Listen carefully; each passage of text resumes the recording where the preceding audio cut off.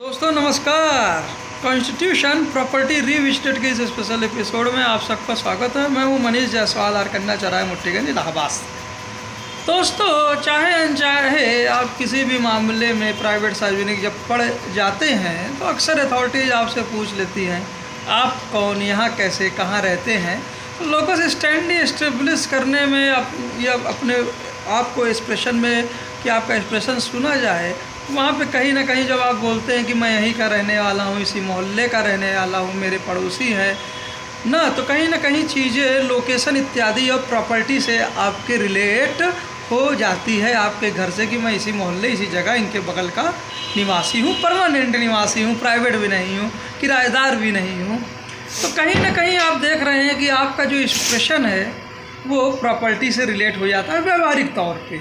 और एक्सप्रेशन क्या है? Fundamental right. प्रॉपर्टी भले ही फंडामेंटल राइट नहीं है, लेकिन देखिए कितना फंडामेंटल हो जाता है इस तरह की तहकीकातों में, या आप लीगल मामलों में ही जब कभी जमानतदार के तौर पे पेश होते हैं तो अगर मूवेबल इमूवेबल एसेट्स नहीं है, बिना प्रॉपर्टी के हैं, तो आप जमानत देने योग्य भी नहीं होते हैं। इसी तरह बहुत से आईडी प्रूफ्स में फॉर्म भरने में भी आपका रेसिडेंस, प्रॉपर्टी इत्यादि होता है, और किराए के मकान में है तो लिखवाना भी पड़ता है, वहाँ बहुत तरह की दिक्कत आती है। तो कहीं ना कहीं एक आदमी का सपना भी होता है कि एक उनकी खुद की प्रॉपर्टी हो। दरअसल खुद की प्रॉपर्टी कितना छोटा सा भी मकान अगर ना हो तो शादी ब्याह में भी दिक्कत होती है, रिश्तेदार भी गलत अलग निगाह से देखते हैं। बड़ा घर है या घर है तो रिश्तेदार से संबंध भी बहुत हद तक वैसे प्रभावित होते हैं, दोस्त यार में भी आपकी इमेज दूसरी होती है। कहने का मतलब है कि जीवन के हर क्षेत्र में आज के दौर में, जबकि न्यूक्लियर फैमिलीज़ हैं, जॉइंट फैमिलीज़ नहीं हैं, तो व्यक्तिगत प्रॉपर्टी कहीं ना कहीं हर तरह के राइट्स में एक अहम रोल अदा करती हैं उनके रियलाइजेशन में। भले ही राइट टू प्रॉपर्टी आज के समय में फंडामेंटल राइट नहीं है, लेकिन अन्य लीगल राइट्स की तुलना में कहीं ये ऊपर का राइट है। जी हाँ, आज़ादी के समय बहुत से सामाजिक सुधार में, जैसा पिछले एपिसोड बताया, अंग्रेजों ने वर्क किया, बहुत से डेवलपमेंट वर्क भी उन्होंने किए। लेकिन जो आज़ादी के समय में फ्रीडम ऑफ एक्सप्रेशन था, आज़ादी के समय में जब कभी भी आज़ादी के लोग और पकड़े इत्यादि, उनकी संपत्तियां कुर्की हो जाती थी, तोड़ दी जाती थी इत्यादि, टैक्स नहीं जमा करते थे, वो जो नजूल भूमि आप कभी कभी सुनने में आती है, बहुत से क्रांतिकारियों की रही होती है, जब्त हो जाती थी।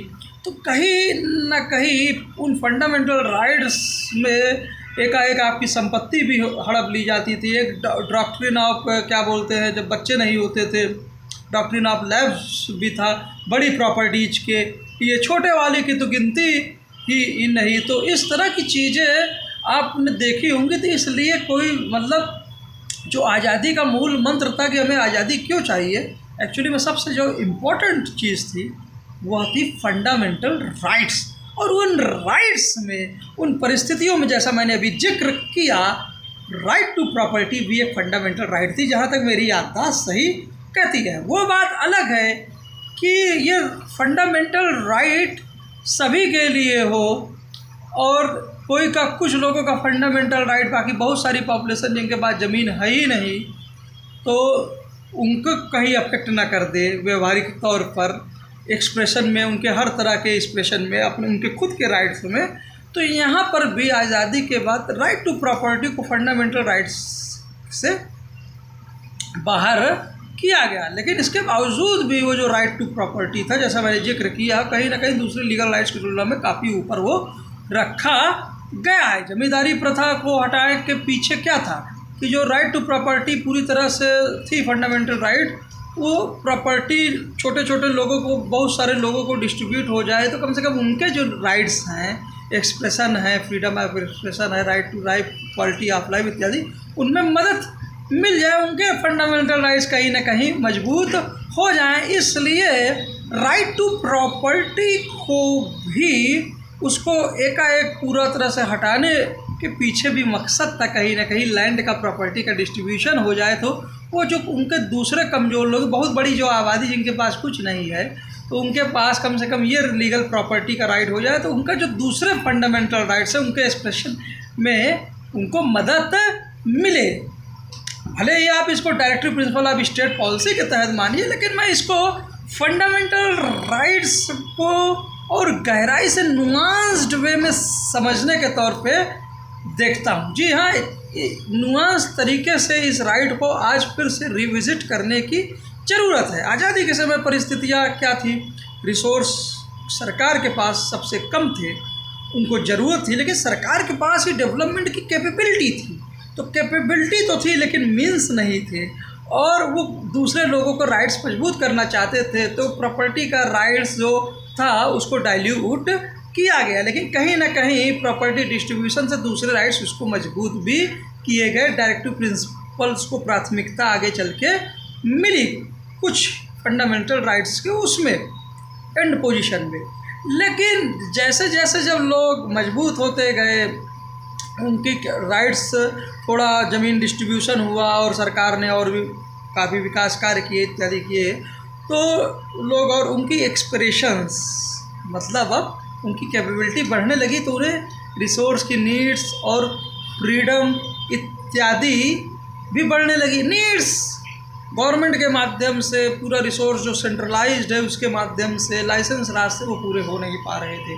तो वहीं लोगों की एस्पिरेशंस, जैसा कि थ्योरी ऑफ नीड्स है मोस्लो की, वो भी बढ़ती रही थी, और जो भी उनको प्रोत्साहन मिला ग्रीन रेवोल्यूशन के तरह, रिसोर्सेज मिले ज़मीन में, खेती, और जो भी प्रोग्रेस होती गई गवर्नमेंट की तरफ से, तो कहीं ना कहीं अब नए मीन्स, नई कैपेबिलिटीज़ के साथ तैयार होने के लिए, नीड्स, अपने रिसोर्सेज बनाने के लिए प्राइवेटाइजेशन का दौर आया। 91 के सुधार आए। जैसा कि कल ही मैं जब संविधान बेंच की पूरी माननीय चीफ जस्टिस साहब की जो 9 बेंच है उसमें जस्टिस नागरत्ना जी को सुन रहा था, तो उन्होंने कहा कि क्या सिचुएशन थी आज़ादी के समय और फिर कैसे सिचुएशन 91 में प्राइवेटाइजेशन हुआ, वो ग्रोथ हुई, तो फिर ये साइकिल आगे फिर से टर्न बैक हो सकता है। क्यों नहीं हो सकता है?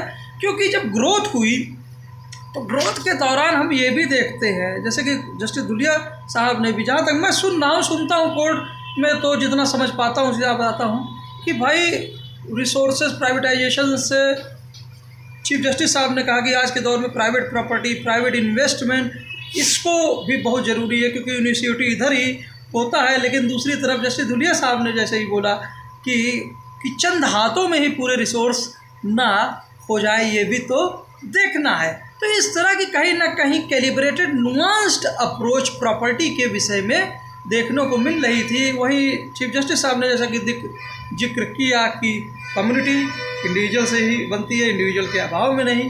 तो इंडिविजुअल के राइट्स भी अगर नहीं प्रोटेक्ट करेंगे तो कम्युनिटी का क्या मतलब। तो वहीं सॉलिसिटर जनरल साहब ने बहुत ही अच्छा एग्जाम्पल दिया, तुषार मेहता साहब ने। जैसे मान लीजिए रोड है, तो रोड आप जब बनाते हैं तो में भी आप, कोई एक लैंड है, पर्सनल लैंड है, वो रास्ते में पड़ रही है, लेकिन जनहित का काम है, कम्युनिटी का काम है, तो वहाँ पे लैंड एक्वायर हो सकता है। ऐसा नहीं कि प्राइवेट प्रॉपर्टी आप बिल्कुल एक्वायर नहीं कर सकते हैं।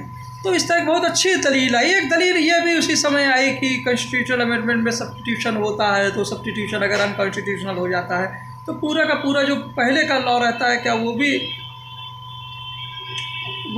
भी क्या बोलते हैं इंस्टीट्यूट, वो भी मतलब फिर से नहीं वापस आ जाएगा एक साथ। ये भी बहस चल रही थी। तो वहाँ पे सॉलिसिटर साहब ने बहुत ही अच्छा मतलब दिया कि जब तक ओरिजिनल कॉन्स्टिट्यूशनल लॉ चैलेंज ना हो तो जो भी सब्स्टिट्यूशन अगर वो स्ट्रक डाउन हो जाता है तो वास्तव में चीज़ों के चलने के लिए तो कोई ना कोई लॉ चाहिए होता है ना। तो ऐसे ही चीज़ों पे भी बहुत अच्छी दलील कल सॉलिसिटर साहब, मेहता साहब की तरफ से आई। अंततः जो बात कहीं ना कहीं दिखती है कि पूरे मामले में नुआंस्ड अप्रोच की बात दिखती है। नुआंस्ड अप्रोच की जो, जैसा चीफ जस्टिस साहब ने शुरू में ही संकेत कर दिया कि कोई भी प्राइवेट प्रॉपर्टी आप एक्वायर नहीं कर सकते हैं। ये भी एक बहुत एक्सट्रीम व्यू है। भले ही आज कैसी ही डेवलप कंडीशंस हो जाए, कुछ भी कितना ही मजबूत राष्ट्र इत्यादि हो जाए, इस तरह का संकेत था, कैसी भी व्यवस्था हो जाए, तो दूसरी ओर सारी प्रॉपर्टी, किसी भी मतलब प्रॉपर्टी को राज्य कम्युनिटी के आधार पे एक्वायर कर सकता है। तो ये भी एक्सट्रीम व्यू हो जाएगा, क्योंकि कहीं ना कहीं हम प्राइवेट प्रॉपर्टी और राइट्स अगर नहीं वो करेंगे तो इनोवेशन है और जो उनका पार्टिसिपेशन है इकॉनमी में वो गलत मैसेज जाएगा। तो इसलिए बहुत ही नुआंस्ड अप्रोच की ज़रूरत होती है। कंटेक्स्ट, हाँ जी हाँ, जस्टिस दुलिया ने उसी समय कहा कंटेक्स्ट की बात भी होती है। तो यही सब चीज़ें चलती थी और सोशल मीडिया के माध्यम से ये इस पर कुछ एक्सप्रेस करना मैं अपना फ़र्ज भी समझता हूँ, ड्यूटी भी समझता हूँ। मैं किसी पोस्ट में भी नहीं हूँ, मैं तो कलाकार अपने आप को कहता हूँ, लेकिन एक्सप्रेस करता हूँ चीज़ों को ताकि लोगों की अंडरस्टैंडिंग बढ़े। मैं चीज़ों को बस यही प्रॉपर्टी से इसलिए रिलेट करना चाहता हूँ कि वास्तव में आज छोटी छोटी फैमिलीज़ में उस समय कोऑपरेटिव सिस्टम था, उस समय क्या बोलते हैं जॉइंट फैमिली थी, सरकार को रिसोर्सेज की आवश्यकता थी। आज खुद आप तीसरी अर्थव्यवस्था हैं, खुद आप न्यूक्लियर फैमिलीज़ हैं, तो कहीं ना कहीं हर एक लीगल दस्तावेज में, हर एक चीज़ों में, लोनिंग में, इंश्योरेंस में कहीं ना कहीं प्रॉपर्टी का जिक्र हो जाता है। तो कहीं ना कहीं राइट्स के स्पेशल में प्रॉपर्टी लिंक्ड हो जाती है। तो ये जो बार होना चाहिए ना आज के दौर में, मेरी समझ में राइट टू प्रॉपर्टी का ये फंडामेंटल राइट के तौर पे और करीब होना चाहिए, खासकर इस बढ़ते प्राइवेटाइजेशन इत्यादि की उसमें। मैं फिर भी जो हमारे कॉन्स्टिट्यूशन में दो अहम चीज़ें हैं कि हम अपने लॉ मेकर्स पर बिलीव करते हैं, जैसे मेहता साहब ने कहा कि उनका विजडम है और हमें बिलीव करना चाहिए। लेकिन दूसरी तरफ से जैसा कि प्रश्न उठा कि एक तरह से वेरिफिकेशन का था कि वास्तव में क्या प्राइवेट प्रॉपर्टी जो है वो चंद हाथों में तो नहीं से हो रही है। जैसे ऑक्सफॉर्म की रिपोर्ट आती है कि असमानता बहुत गुना बढ़ गई, महंगाई बेरोजगारी तो है ही, असमानता भी बहुत गुना बढ़ गई। तो चंद हाथों में तो रिसोर्स नहीं हो रहे हैं, तो वहाँ पर राज्य का अधिकार क्या होगा। तो इन मैटर्स में जो है वेरिफिकेशन बहुत जरूरी है। वेरिफिकेशन के लिए सर्वे बहुत ज़रूरी है, सेंसस बहुत ज़रूरी है। दुर्भाग्यवश सेंसस इस बार हुआ नहीं, कोविड इत्यादि का जो भी कहना है, लेकिन सेंसस रिपोर्टें भी अब कम सुनने को मुझे मिलती हैं। तो ये डाटा देता है। तो प्रॉपर्टी के विषय में भी ये एक नुआंस्ड अप्रोच होनी चाहिए कि ज़्यादातर लोग जो होते हैं नॉर्मल प्रॉपर्टी, जो नॉर्मल बिजनेस करते हैं, अपने से ही चलते हैं, उनमें ज़्यादा वो ठेकेदार नहीं होते हैं, गवर्नमेंट से ज़्यादा प्रोत्साहन नहीं पाते, उनके लोन्स नहीं वाप होते हैं। तो वहीं तरफ बहुत बड़े बड़े लोग हैं, चंद हाथ लोग हैं जो बहुत बड़े बड़े प्रोजेक्ट चला रहे होते हैं पब्लिक प्राइवेट में या प्राइवेट इत्यादि में, उनके भी लोन्स माफ़ हो रहे होते हैं, उन्हें सहूलियत भी मिल रही होती है, फिर से रीलोनिंग भी होती है। कॉन्ट्रैक्ट के बाद भी अगर दिक्कत आती है, पोस्ट कॉन्ट्रैक्ट अरेंजमेंट या सुविधाएं भी उन सबको मिल जाती है। दूसरी तरफ प्राइवेट इंडिविजुअल होता है, प्रॉपर्टी पे लोन लेता है, नहीं चुका पाता है, कई बार उसकी मार्केट की गलती से, कोविड की गलती से, बहुत चीज़ों से, लेकिन फिर भी उसको कोई रियायत नहीं मिलती है। तो यहाँ पर उनकी प्रॉपर्टीज को उसी लेंस से आप नहीं देख सकते हैं जैसा कि जो बड़ी बड़ी प्रॉपर्टी जिनके पास ज़्यादा वेल्थ है और जहाँ पे उनको प्रोत्साहन मिलता है, भले ही वो गवर्नमेंट का काम कर रहे हो, वो कम्युनिटी का काम कर रहे हो, बेटरमेंट का काम कर रहे हो। मतलब रोड का ही ले लीजिए, रोड अगर मान लीजिए चौड़ीकरण हो रहा है, उसमें लैंड ले ली जा रही है लोगों की, बहुत जगह गवर्नमेंट मुआवजा भी देती है, बहुत जगह पोजीशन में इत्यादि नहीं होता है या क्लेम नहीं हो पाता इत्यादि पे, लेकिन आप यहाँ पे थोड़ा नुआंस्ड अप्रोच की ज़रूरत है। लैंड, आप लैंड ले रहे हैं, प्राइवेट लैंड, ठीक है, वो कंट्रीब्यूट हो रहा है, रोड में कम्युनिटी के विकास के लिए है, सब कुछ है, लेकिन जो रोड बना रही है या जो टेंडर फॉलो कर रही है, जो कंपनी बना रही है, क्या वो फ्री में काम कर रही है? क्या उस टेंडर में ठेकेदारों को फ़ायदा नहीं हो रहा है ना? तो जब वो प्राइवेट या पब्लिक प्रोजेक्ट में कंपनीज जो हैं भले ही सार्वजनिक काम कर रही हैं लेकिन पैसा बना रही हैं, इलेक्ट्रिसिटी अगर प्राइवेट कंपनी दे रही है, पब्लिक एक तरह से पब्लिक को दे रही हैं लेकिन पैसा बना रही हैं, तो यहाँ पे भी नुआंस्ड अप्रोच होना चाहिए। जी हाँ, तो आप लैंड के इशू में भी जहाँ जिसको जितना कंपनसेशन हो सकता है वहाँ पर जो भी भूमि अधिग्रहण का कानून है वो लागू होना चाहिए, और इसका सेटलमेंट होने के बाद ही रोड पे आगे बढ़ना चाहिए। क्योंकि आज हम पोजीशन में हैं, हम तीसरी अर्थव्यवस्था में हैं, हम इलीगल कॉलोनीज को भी मौजूदा गवर्नमेंट में रेगुलराइज किया जा रहा है। छत की जब बात आती है या नाले पे भी बसे लोग हैं तो उनको भी हटाने के पहले और जो उनके लिए भी मकान इत्यादि की व्यवस्था कहीं ना कहीं ऐसे जजमेंट्स आते हैं। तो यहाँ पे नुआंस्ड अप्रोच की बात है। दूसरी तरफ अगर बहुत बड़ा फॉरेस्ट प्राइवेट फॉरेस्ट है, जैसा कि बहुत बड़ा स्कार्स रिसोर्स है, यूरेनियम मान लीजिए इत्यादि, नेशनल सिक्योरिटी से रिलेटेड है या माइंस से रिलेटेड है, तो वहाँ पर गवर्नमेंट का कंट्रोल इत्यादि कोई रोक नहीं सकता है। तो ऐसे ही नुआंस्ड अप्रोचों पे तरफ मैं जाते हुए कल की बहस देख रहा था, और जो भी निर्णय है वो तो माननीय कोर्ट का है, जो भी दलीलें दोनों पक्ष दे रहे हैं वो दे ही रहे हैं, मेरा कोई लेना देना नहीं है। लेकिन चूंकि मामला चलता रहता है और कॉन्स्टिट्यूशनल बेंच का मामला पूरी जनता को अफेक्ट करता है, तो इसलिए बिना किसी प्रोसीडिंग्स को अफेक्ट करे जो चीज़ें समझ में आती हैं तो मैं एक्सप्रेस कर रहा हूँ। और लोग कमेंट भी करते हैं मैं वीडियो बना के, तो किसी को मैं कोई कंटेंट प्रोसीडिंग नहीं, कोई एक तरफा व्यू नहीं, कोई पूर्ण आग्रह नहीं। जो चीज़ें वहाँ चल रही थी किसी तरह से अपने समाज अपने से उनको जोड़ने की कोशिश करता हूँ। और सबसे अच्छी बात तो जस्टिस नागरत्ना जी की लगी कि ठीक है, आज़ादी के समय क्या था, फिर 91 के आर्थिक सुधार, बहुत फ्रीडम मिली, सब कुछ फ्रीडम मिला, फिर कहीं वेल्थ तो एक कुछ अंधातों में नहीं इकट्ठा हो गई, तो फिर से सोशलिज्म इत्यादि वेलफेयर पॉलिसीज़ का भी साइकिल फिर से हो सकता है। लेकिन फिर भी नुआंस्ड अप्रोच जो वहाँ पे थी, जमींदारी प्रथा में कि बड़ी ज़मीनों को वो करना है, इसी तरह आज जो बड़ी प्रॉपर्टीज पे ही गवर्नमेंट का क्या बोलते क्लेम हो सकता है, हर एक जनरल प्रॉपर्टी पे अगर वो क्लेम बिना कंपनसेशन इत्यादि के हो जाए, तो नुआंस्ड अप्रोच में थोड़ा सोचने की आवश्यकता होती है। और तो चलिए ये सब यहाँ तक की बातें थी। तो पूरा जो चीज़ें हैं कहीं ना कहीं कैपेबिलिटी और मीन्स पे रिलेटेड है, और कहीं ना कहीं संविधान इन चीज़ों को बहुत ही बैलेंस करता है। फंडामेंटल राइट्स और डायरेक्टिव प्रिंसिपल्स के उसमें फंडामेंटल राइट्स से right to property, right to prince, मतलब दूसरे लीगल राइट, लेकिन हायर लेवल पहुंच गया। लेकिन जैसे जैसे कुछ लोग, बहुत सारी पॉपुलेशन के लिए छोटी छोटी प्रॉपर्टी इत्यादि में, और जहाँ छत की बात हो तो कहीं ना कहीं वो राइट टू लाइफ के तहत कहीं ना कहीं रिलेशन भी हो जाता है। किसी दिन ऐसा भी हो सकता है राइट टू प्रॉपर्टी स्मॉल, छोटे, मीडियम इत्यादि लोगों के लिए वो फंडामेंटल राइट के दायरे में आ जाए वापस। साइकिल ही तो है, ये डिपेंड करता है कि देश, समाज, हमारी कैपेबिलिटी, चीज़ें क्या है। और जो एनवायरनमेंट का जो बात है, एनवायरनमेंट जो डायरेक्टिव प्रिंसिपल में है, तो राइट टू एनवायरनमेंट, जब एनवायरनमेंट ही नहीं रहेगा, चौराहे पे कटा हुआ पीपल का वृक्ष कभी फिर आज के प्रदूषण में जन्म नहीं ले सकता। कितने भी गमले लगा लीजिए, कितने भी गार्डनिंग कर दीजिए, देखते हैं हम रोज़ रिपोर्ट देखते हैं गमलों में पेड़ सूख जाते हैं। पेड़ बहुत लगते तो हैं, पनप बहुत नहीं पाते। और चौराहे पे अगर पेड़ कट जाए तो जहाँ पे सबसे ज़्यादा प्रदूषण है, तो कितने लोगों की राइट टू लाइफ पे अफेक्ट पड़ता है। तो राइट टू एनवायरनमेंट जो जिसका जब भी संविधान के तहत जिक्र है, क्या एक दिन फंडामेंटल राइट के तहत वो एकदम स्पष्ट रूप से आएगा, ये भी सोचने की आवश्यकता है। जब लोग ही नहीं रहेंगे तो प्रॉपर्टी इत्यादि इंफ्रास्ट्रक्चर का क्या मतलब होता है। तो सस्टेनेबल डेवलपमेंट, सस्टेनेबल विकास, जिसका जिक्र पिछली सुनवाई में चीज़ जो हम अपने जो वो सस्टेन जो अगली पीढ़ी के लिए भी हो सके, वो जो सस्टेनेबिलिटी की बात मेहता साहब भी आज कह रहे थे, इन सब चीज़ों के परिदृश्य में हमको पूरी सुनवाई प्रॉपर्टी की जो 9 जज बेंच है उसको सुनने की आवश्यकता है।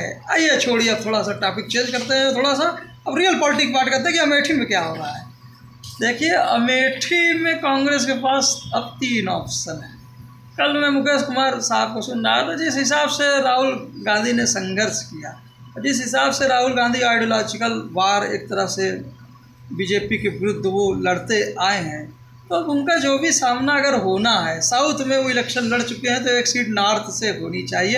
एक हाथ उधर था तो एक हाथ इधर भी, और हाथ दोनों जुड़ेंगे तभी हालात बदलेंगे। लेकिन वो जो सीट होनी चाहिए ना, वो उनके प्राइम जो अपोनेंट हैं, जी हाँ, जिनसे वो लड़ते आए हैं, और हार जीत के बिना, और एक तरफ कॉर्पोरेट, एक तरफ विकास, डेवलपमेंट इत्यादि, भाई दूसरी तरफ जस्टिस, बॉटम अप अप्रोच विकास की, न्याय की। तो यहाँ पर जो चीज़ें मुझे दिखती हैं, राहुल गांधी को जो सबसे उपयुक्त चीज़ है वो बनारस से इलेक्शन उनको लड़ना चाहिए। अमेठी अब उनका जो मेन जो चीज़ है, हारने के लिए ही लड़ना चाहिए, मोदी साहब के सामने ही लड़ना चाहिए।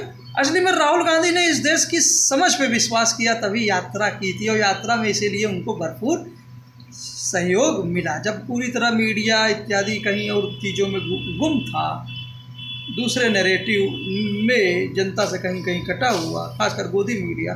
तो राहुल गांधी ने डायरेक्ट कॉन्टैक्ट किया, लेकिन डायरेक्ट चलने के लिए जो कहीं ना कहीं विश्वास था कि जनता उन्हें सुनेगी, और न्याय यात्रा तो और भी सफल हुई। तो जनता पे जब विश्वास किया है, जब ट्रस्ट किया है, तो वेरिफिकेशन भी आप अमेठी में कर सकते हैं। कोई ज़रूरी नहीं है अमेठी में जो हमारी माननीय मंत्री साहब हैं, स्ट्रांग अपोनेंट हैं, उनके विरुद्ध प्रियंका गांधी ही लड़े, कोई ज़रूरी नहीं उन पे विरुद्ध वरुण गांधी ही लड़े। अरे राहुल गांधी को अगर अमेठी के लोग प्यार करते हैं, विश्वास करते हैं, अगर चीज़ें बदली हैं, तो एक साधारण सी लेडी भी अमेठी में अगर लड़े और राहुल गांधी उनके लिए प्रचार कर दे, तो वेरिफिकेशन हो जाएगा कि जनता आइडियोलॉजिकल रूप से कितना कांग्रेस और राहुल गांधी के साथ है। अगर एक साधारण सा कैंडिडेट स्मृति ईरानी जी को भले ही हराए ना, लेकिन एक मजबूत चुनौती दे, ये तो सबसे उपयुक्त मुझे दिखता है। दूसरा तो ये है कि रायबरेली में प्रियंका गांधी के सामने वरुण गांधी की जो स्ट्रेटजी बीजेपी की थी, उसके जवाब में ये हो सकता है कि स्मृति ईरानी जी के सामने स्वयं वरुण गांधी आ जाएं अगर इलेक्शन उनको लड़ना हो, ये भी हो सकता है। या एक लेडी के सामने एक लेडी बहुत ही अच्छा इलेक्शन लड़ सकती है, प्रियंका गांधी स्वयं अमेठी से लड़ सकते हैं, तो वहीं वरुण गांधी इंडिपेंडेंट कैंडिडेट के तौर पर रायबरेली से या कांग्रेस के कैंडिडेट के तौर पर। तो बहुत से ऑप्शंस अमेठी है। अब ये कांग्रेस नेतृत्व को समझना है, लेकिन कांग्रेस नेतृत्व अब लेट कर रहा है। 2 फेज़ों के रिस्पांस के बाद अगर वो रीड अगर कायदे से करे और जल्दी डिसीजन ले, और इस हिसाब से अखिलेश यादव भी पूरी तरह से अब यूपी में पूरे उससे चल रहे हैं, तो अगर मल्लिकार्जुन खड़गे साहब, गहलोत साहब और पूरा सब लोग दम लगाते हैं, इधर तेजस्वी सब लोग, तो कहीं ना कहीं अब ऐसी पोजीशन में हो सकती है कि इंडिया गठबंधन स्वयं 300 के ऊपर हो सकता है। तो अब बात डिसीजन की है। देखते हैं कि हम बनारस में राहुल गांधी और प्राइम मिनिस्टर मोदी के बीच में आइडियोलॉजिकल जो है वो सौहार्दपूर्ण इलेक्शन देश देखता है कि नहीं। अब देर ठीक नहीं। उम्मीद है ये एपिसोड आप लोगों को पसंद आया होगा।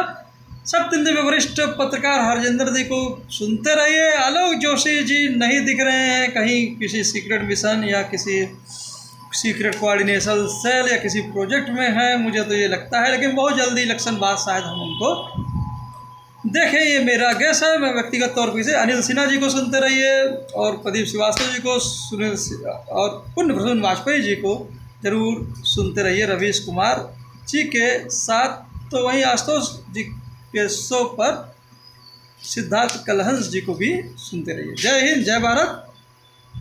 Thank you sir.